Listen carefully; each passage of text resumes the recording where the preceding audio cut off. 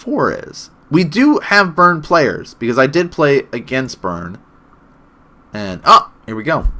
Not Burn, sadly, but Boggles versus Blue-White Control. Other popular decks from the Pro Tour. Okay, I'm taking Burn to Denton, Texas this Saturday. I'm assuming you're on the Boros Burn style. Maybe splashing a green in your main board for a couple sideboard stuff, unless you're still on kind of the old school style. We have had a lot of Burn previously. The Invitational, we did not get to see it in action. Okay, good. Red, white, Boros style.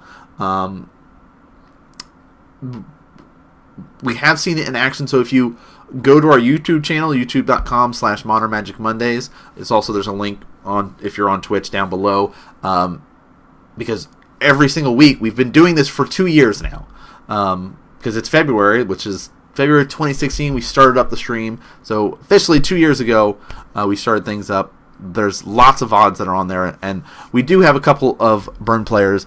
Keenan, who did play at the Invitational, was one of them as our Burn players. So definitely, if you want to do that, or if you want to have some discussion in chat, we'd love to discuss with you about Burn. Kind of any insights you might want to know about particular matchups, we can always get that discussion going. And Dude Guy Ben says, I'm salt that all these people want to play Lantern now. I'm trying to foil out my Lantern deck in Japanese, but everyone keeps buying all the cards. That would be sweet. A foiled Japanese Lantern Control. I think if I was going to start building my Lantern Control, which I've already slowly started, I would try to white border up as much as I can. And okay, Skywalker's talking about it's his go-to deck. He started playing Burn when he first started, which is great. I mean, I know a couple people that have opted for that as their first deck, and they really like that sort of style of play. One of the interviews from the Pro Tour that I really liked is like, well, 3 times 7 is 21. Here's 7 different spells that do 3 points of damage at least in my Burn list. So look how easy it is for me to be able to sit there and kill somebody. So I like that whole explanation for it.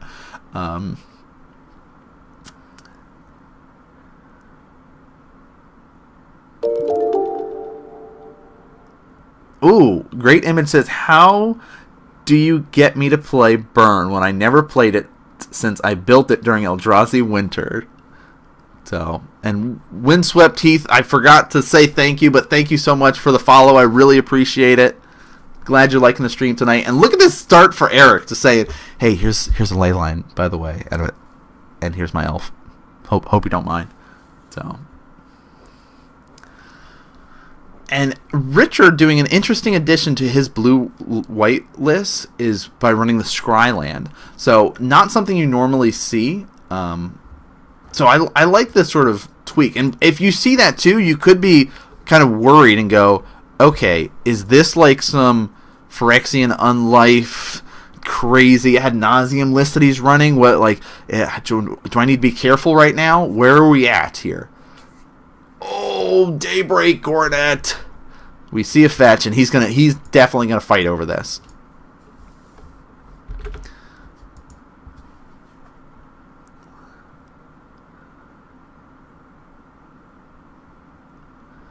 So Daybreak Coronet is like one of the big payout enchantments for this Boggle list. I really like the list.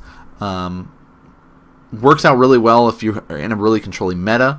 And there's a mana leak, so just saying no, counter that unless you pay 3. So he's going to say, well, alright, I guess I won't gain life and won't have vigilance, but I'm going to come at you for 3 this time because that Dryad Arbor is ready to rumble. So dropping Richard down to 14. Theros block was the most fun. Talking about those Scrylands. Alright, what do we got this time? Search for Escanta. That's the other thing. If you're going to be playing a Modern Control list, Search for Escanta is a big thing to be getting. Also, of course, there's that new land that's running around that A little bit better than Ghost Quarter. You guys might want to consider picking those guys up there. And Theros block with RTR block was a lot of fun. Yeah, that sort of standard, basically that end of Innistrad, Ravnica into Theros. I loved playing that standard. Alright, here's 3 more, he says. So this looks like a very creature-heavy opener for Eric. He's got his Ledge Walker here, which is nice, kind of being able to come in here and deal extra damage. But no extra damage from enchantments yet, which is kind of sad.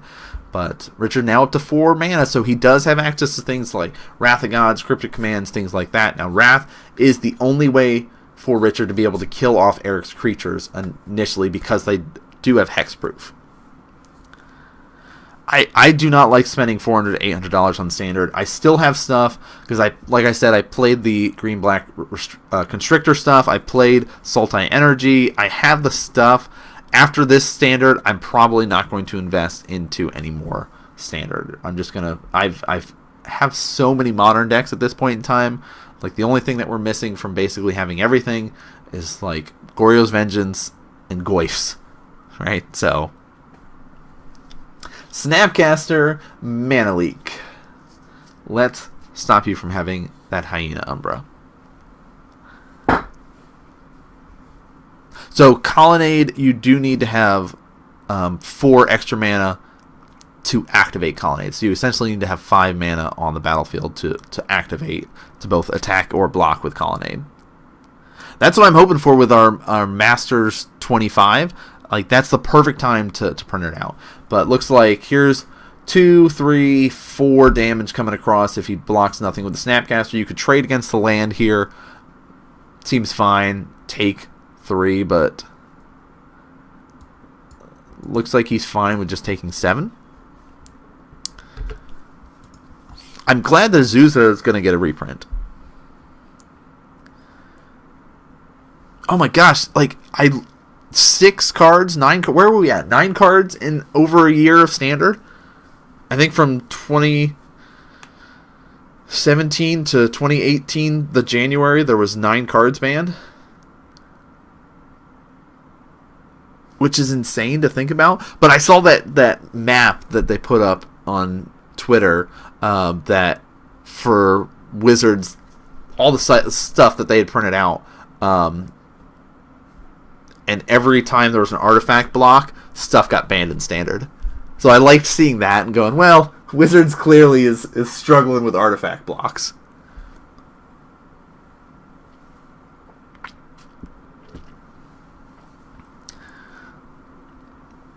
Ooh, foil lava spikes. I love it. I personally am a big fan of foiling out, or just making the deck that you love your own, right? Whether it comes with the lands that you've chosen, like, oh, I really love those unhinged lands or the unglued lands, or I love having beta lands in my deck, or I love foiling out my deck. I love making it all foreign cards or all Japanese. I love that people do that. I love, like, having signed cards, whatever they choose to do to make their deck their own. Like, I'm really working hard on my Infect deck and getting that foiled out and signed and stuff like that, because I love getting signatures now for cards. I just sadly missing a lot of the ones that of artists in Europe and stuff like that I haven't had a chance to send cards to get signed yet. But so jump in the way here. We're going to lose that Umbra. We'll still take 2 points of damage, dropping Richard to 5. Now the Umbras are sweet because basically if the creature would die, the Umbra falls off and the creature stays alive. I like altars too. I don't have any personally, but I loved getting to see, wow, what a creature heavy hand for Eric here. Like, here's 2 more elves, he says, shrug. Hope you don't have a Wrath of God, Supreme Verdict, or anything. So this is the nice thing about Search for Azcanta. He can basically sit there and decide, do I want this in my graveyard or not? Ah, here's our Ruins, the new card, new hotness land, if you will. Oh, is that a Supreme? That's a Supreme Verdict. Oh, feels bad, man. Oh, he just was like, yeah, I'm going to try to kill you with all these creatures. Oh. And gets rid of all those creatures. So now Eric is sitting no creatures, no cards in hand. And he's lost 3 L. Oh, what? What a top deck. Slippery Boggle.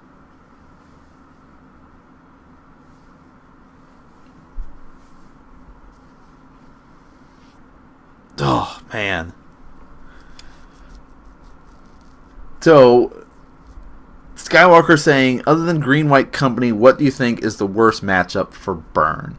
I think any sort of company-based deck, right? That's pretty tough. But Affinity is another one because of the fact that you have that kind of mainboard lifelink available to it, and you can gain a lot of life. Boggles is another tough one because of the lifelink. Basically, that stuff like Boggles is not as common of a deck, but I'd say you're going to run into a lot more Affinity than Boggles. But yeah, Boggles is a tough one because of like Daybreak Coronets and things along that line. Counter Company is a tough one. Ooh. Gain 3, draw 3. Sit at 8. Soul Sisters, yeah, that's true. Hickinator talking about Soul Sisters, another tough one. Or that Mono White Martyr, which is a slight variant on Soul Sisters. Which we did have a player playing that last season.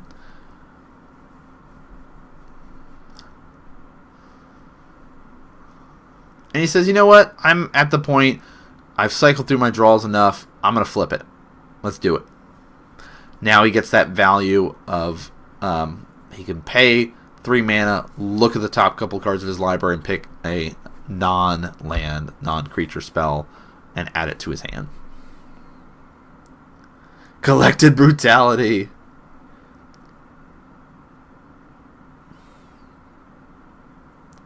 What are the bad matchups for Boggles? Both decks I play, it seems really close but there's blowout potential for them. Yeah, Boggles is that kind of linear, straightforward deck. I'm just going to have one guy get him really big and go wide at you kind of thing. If you have those board wipe stuff, Damnations, Wrath of God, Supreme Verdicts, it kills their creatures off, so you don't have to worry about it like that. If you go quicker than them, because they don't have any interaction, they don't have any way to deal with you. Like as a Boggle player, you're just kind of left, here's my guy, make him bigger, turn him sideways. You're not disrupting what your opponents are doing. So if they're playing a combo or something like that, you're just kind of left going, well, I hope I can kill you before you get to kill me. So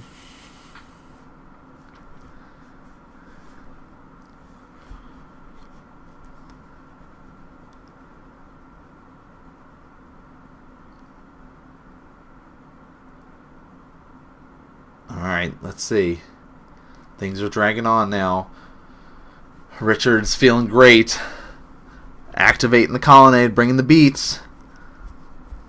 4 Flying Vigilance. Eric's going to go to 16 now. Advantage meter sliding on over. Madcap, Living End. Yeah.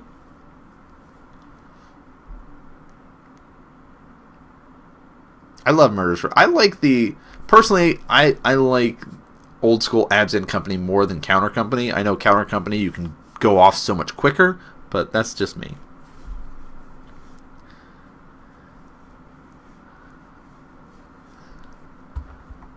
And he says, here's 4 more damage. Dropping Eric to 12.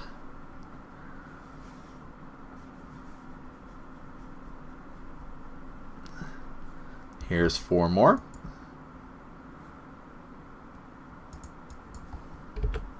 Oh, what a turnaround. Like, Eric was in such control, but he just had all creatures and was just like, well, alright, I'm just going to dump them out to make sure I can finish it off. And look at this, he's showing us Oh, look at all these great stuff. If only I had a creature to put this stuff on. That's the other downside to Eric's list. Most of Boggles' list are running only like 12 creatures. And Eric has to scoop it up. What a comeback for Richard.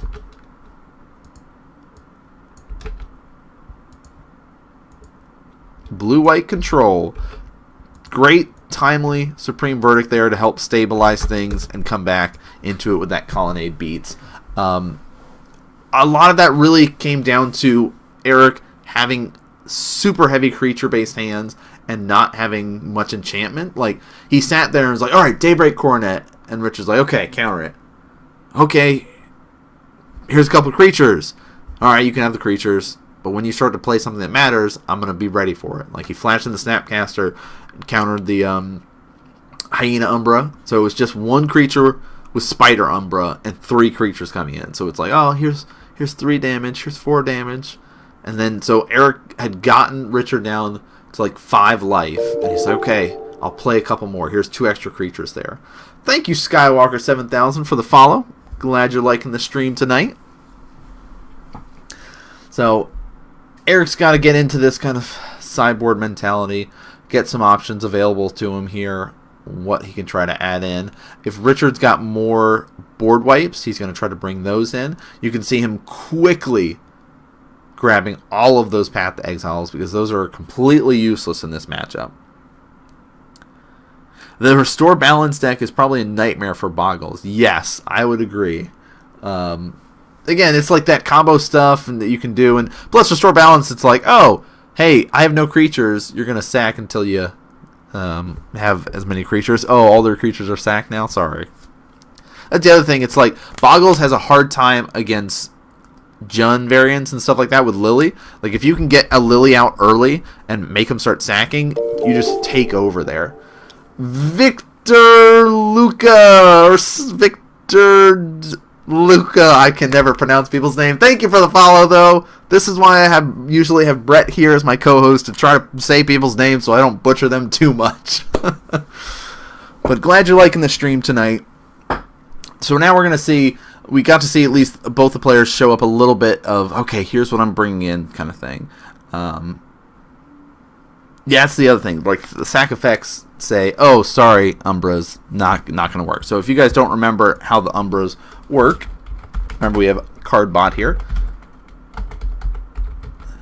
You can type in the card, and the card will be thrown up in chat so you guys can be able to read how that card specifically works. So, like, Spider Umbra is one of the only enchantments that Eric was able to play last time. Gives it +1/+1 reach. And then, of course, that totem armor aspect of it. If the enchanted creature would be destroyed, instead remove all damage from it and destroy this aura instead. Doesn't work when you have to sacrifice the creature because no damage is dealt. It's not being destroyed. You're getting rid of it on your own. So, like, in this matchup, blue-white control, if you have access to that lovely white Escalate card, one of the ones that was seeing a lot more play before Collective Brutality found its home in everything. A lot of people were like, you know what card is sweet that nobody really is thinking about right now? Now I'm blanking on the name of the card.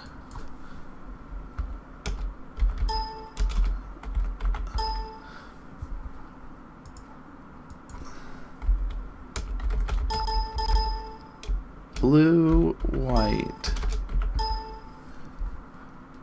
Help me with the name of the card, guys. Oh my gosh, how can I blank on card names so bad sometimes?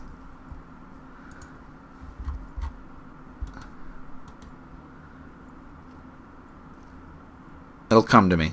I know it will. It'll come while these players are deciding if they're going to keep or mulligan.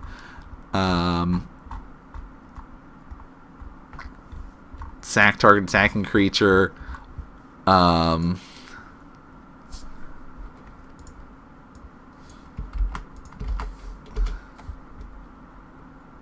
Blessed Alliance, that's it! Creative is like, I don't know what you said, but Blessed Alliance? Yes.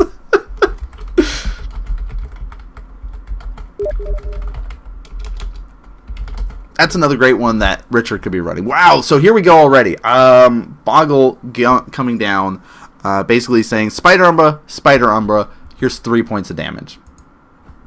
Now, Eric does have to lose life to be able to do that, though.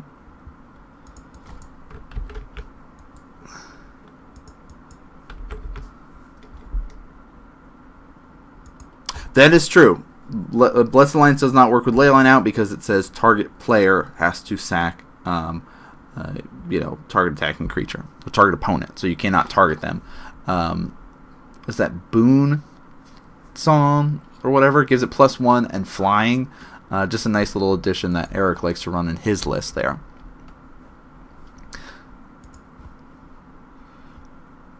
So this is what the deck's supposed to be doing, right? So he's saying here's 4 points of damage now. Yes, the stream is getting Steam messages. Thanks for. I didn't even notice I was getting Steam messages actually until you mentioned that. So, apparently I was on Steam, guys. Cartouche gets him +1/+1 first strike and a 1/1 vigilant creature. So now this helps to get around Blessed Alliance. But this can also be where Richard starts to do this battle because Eric could be baiting him here and saying, hey, do you want to counter this? If not, sweet, I get a creature and I can go about it things. But if you counter it, that means you might not be able to counter my next spell. And looks like Richard's going to scoop him up.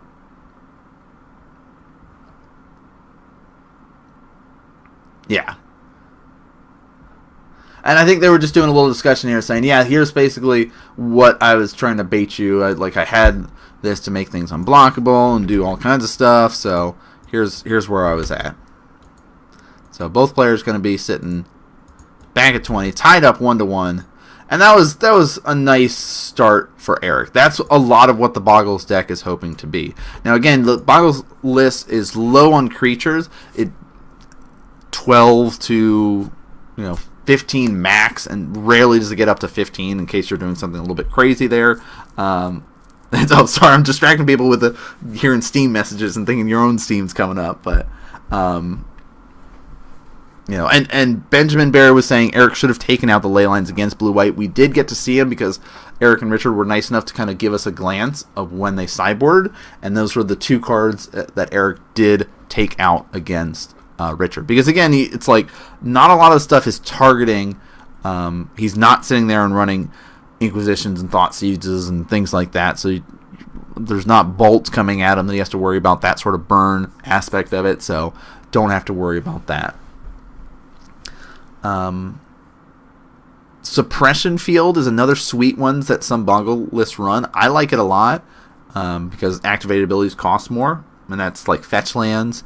That's your planeswalkers. That's even like Celestial Colonnade costs more to activate. So it's just another annoying thing to help protect. Also a little way to help protect against some people that like to run that pesky artifact that you can redirect things and take over those enchantments. So game 3 here for all the marbles. Boggles versus blue-white control. Eric's hoping for another game like game 2 where he's got that one creature and dump it full of stuff. Richard hoping he can survive at least until that 4 mana so he can be able to cast some Supreme Verdicts or Wrath of Gods or things like that. Hopefully he's got some Blessed Alliance in his list. Okay, so Inspiring Vantage comes into play with 2 lands in play. Does it tap or untapped? Spell Scout was the name of the card. Thanks, guys. And it comes in untapped. If you already have 2 lands, that is the 3rd land. It checked, met the requirements. You're good. I love Spell Scout. So, yeah, Inspiring Vantage, Skywalker is ready, throws up the card in card bot. Enters the battlefield tapped unless you control 2 or fewer. So you already have 2. Requirements met. Enters untapped. Yeah, that's why a lot of lists are running the Inspiring Advantage and Burn now. Less damage that you have to take from your own lands. Helps kind of set you up a little bit better when you're flinging those Boros Charms and Lightning Helixes and stuff. So that's why a lot of lists in Modern that are those 2-color lists are running the fast lands. And we have fast lands for every color now. So...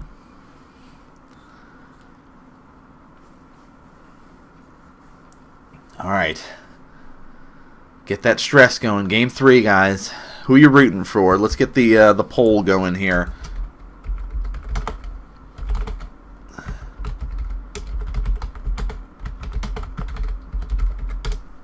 $60. Poll started up.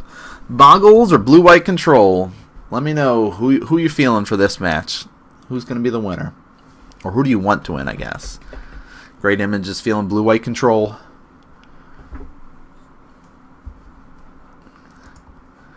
Also, for those that are wondering, there is going to be another episode of In Response To, which is our podcast that we're going to be recording up on Thursday. It'll be up by this weekend. Probably not going to be able to live cast this one, but we are going to be recording up. It is all going to be about Pro Tour Rivals of Ixalan. We're going to go over our thoughts on kind of what the modern meta is like, talk about a lot of different decks, and we're going to spend a lot of time highlighting unique decks that showed up in the Modern tournament.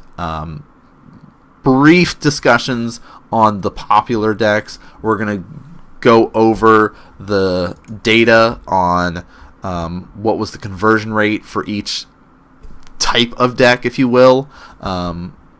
Just little interesting stuff like that, and just sort of get back into the podcasting side of things. So, ooh, what? Tied up? 2 people said Boggles, 2 people said blue-white control. Whew. It's going to be interesting to see who ends up taking it here. And again, Eric has to be quick to mulligan his hands away. Boggles is a list that is light on creatures, heavy on spells, and those spells have to have a creature in order to work. So you have to be very careful about it and, you know, be quick to send it away. Even if you're like, oh, this is a great hand, but the only way I have a creature is if I fetch for a Dryad Arbor. Super risky. Super risky. So, yeah, it looks like he'll be keeping it. What is that? 5 or 6? I was busy talking and missed how many he mulliganed down to. Richard also going to be scrying it out, looks like. Yeah, Eric says, I'm good with mine. Another scry land coming out. Again, when you see particular lands in Modern, it becomes easier to start to figure out what each land means in the sense of what deck you're playing against. Dryad Arbor pass. Ooh, Richard says, you know what? If you're not doing anything on turn 1, I'm going to go to 18 and be ready to counter whatever you try to play on turn 2. He says, can I please play this Ethereal Armor? It gets +1/+1 for each enchantment on the battlefield.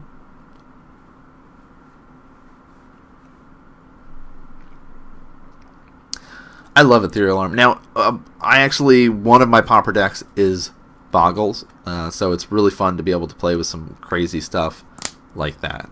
And he lets it through. I mean, I guess it's a 1/1, right? Or like 2/2 now, right? He only gets +1, so that's not that scary. So you're like, all right, I'll go to 16. Again, Richard has to be careful about what he fights over. He knows that Eric is on this sort of slower style of play, so he could kind of take his time maybe. And now he's sitting at that 3 mana, so now he can be like, all right, now I can really dictate what you get to play. Another one. And this could be another like, hey, I'm trying to bait you a little bit into this. Less likely based on him playing the Ethereal first, because I'd rather keep the Ethereal, because again, each one will get +1 for the amount of enchantments. And there was a negate coming out.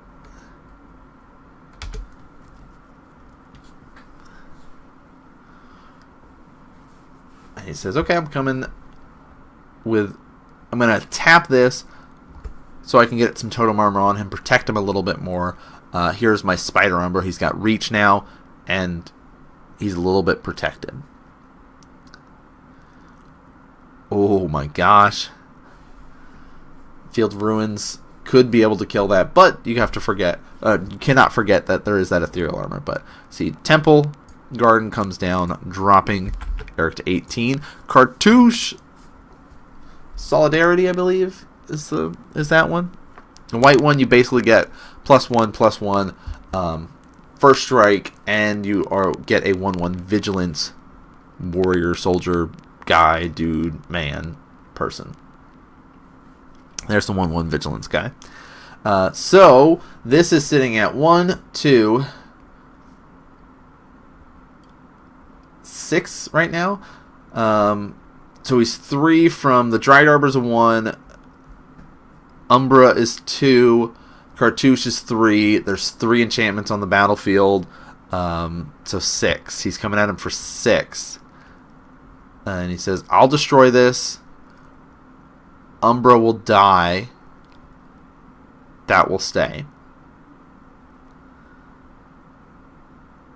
So 1, 2.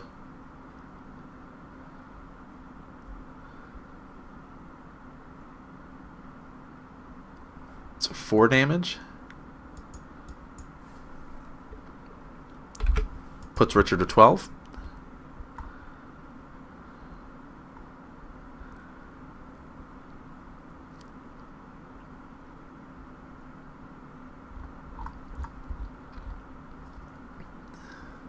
Is that what Field of Ruins?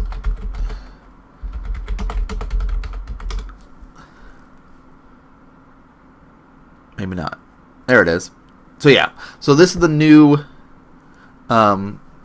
Ghost Quarter, if you will. The new modern utility land that a lot of people are running. It was huge at the Pro Tour. A lot of people were talking about they adjusted their mana base a little bit more, basics to accommodate it more.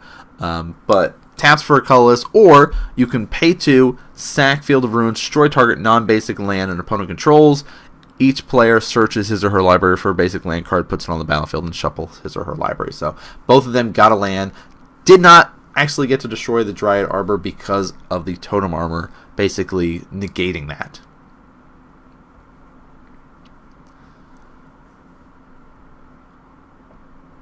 Alright, Richard now. Uh-oh. Supreme Verdict!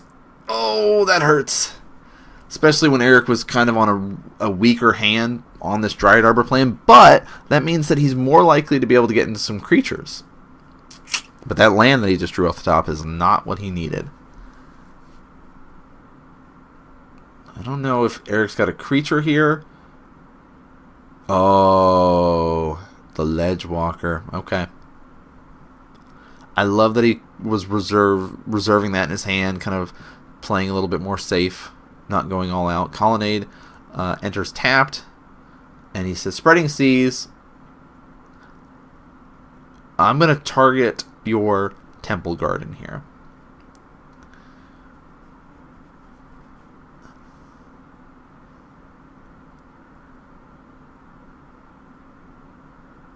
And Richard double checking it.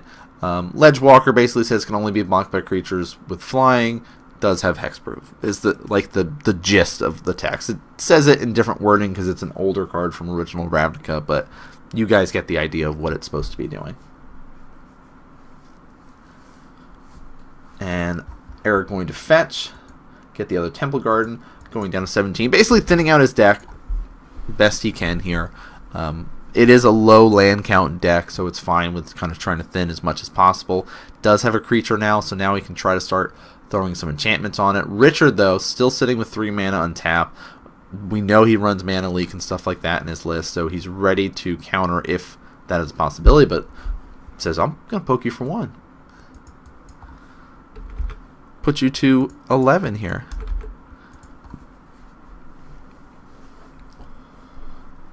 Now Richard can go on the offensive and start swinging in with Colonnade. He can keep it back for blocks if he wanted to and play extra defensive.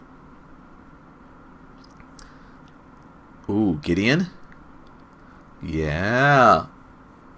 Gideon Jura. And he could say, hey, you have to attack me this turn. During your next turn.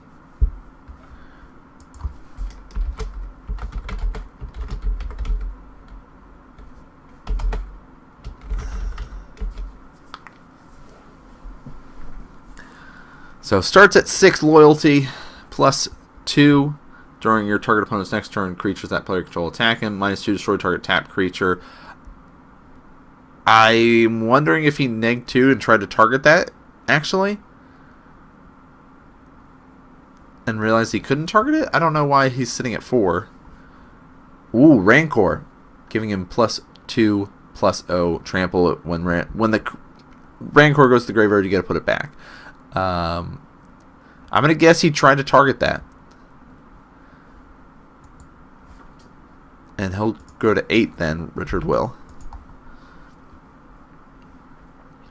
So now, it's like, alright, plus up Gideon. Creatures have to attack Gideon. Another Supreme Verdict. Nice. And 0... Here's a 6/6 coming at you, which will drop Eric to 11. Which I love running as many Gideons as possible in my blue-white control list. And I think you need that sprinkling across the board.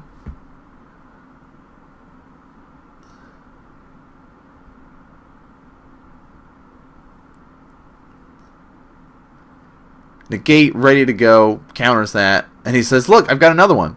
I'm ready.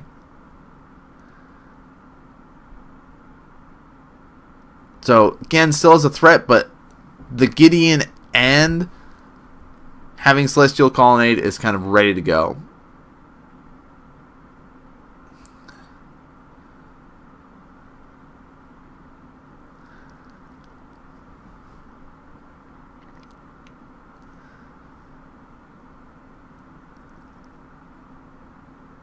So, I still like him activating Gideon and activating Colonnade here, but I guess just going for 6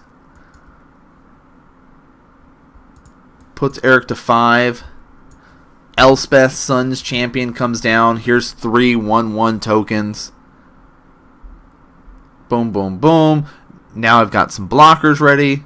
And again, Rancor is great because it gives trample and extra power, but it doesn't give any toughness. And our elf here only has 1 toughness. So 3/1 trample, but still not enough to be able to kill Richard this turn unless he was able to kind of give it some major power.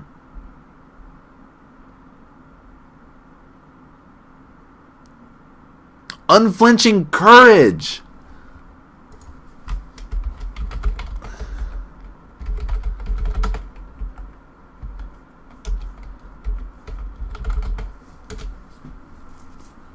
+2/+2 trample and lifelink makes a little bit of difference. Not enough though, because that still only puts him at 3 toughness. All right.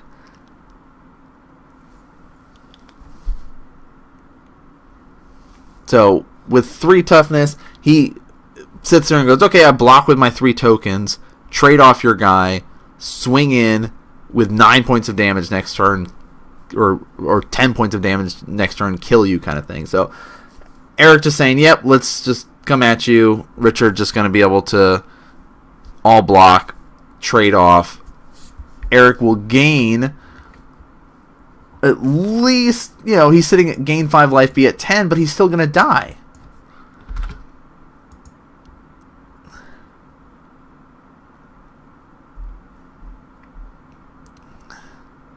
So it looks like he chipped away some damage there. But look, so it's just like, all right, chipped away on Gideon, but Gideon's just going to say 0, activate Colonnade, come at you for 10. kill you.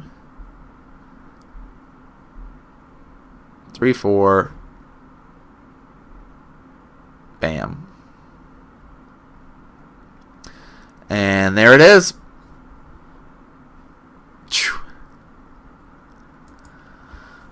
Blue-white control, guys. The power of control gets there. So we still have one more to go. Eric put up a good fight. Like, again, that's kind of, if you're playing control stuff, that's a great way to battle against it, is be able to have those sweepers, those board wipes to just wipe things across. Eric did much better about trying to keep things hidden in his hand for a little bit and kind of go. We saw him do a lot of damage early on, but basically once it got to that 4 mana, things just became too tough to deal with that kind of sweep across the board there. So still one more. Again, this is the start of Season 7. If you guys are liking the stream tonight, be able to sit here, hit the follows, hit the subscribes, all that kind of good stuff. I don't remember who's in round 5, so let's kind of just hop over and see what we're going with.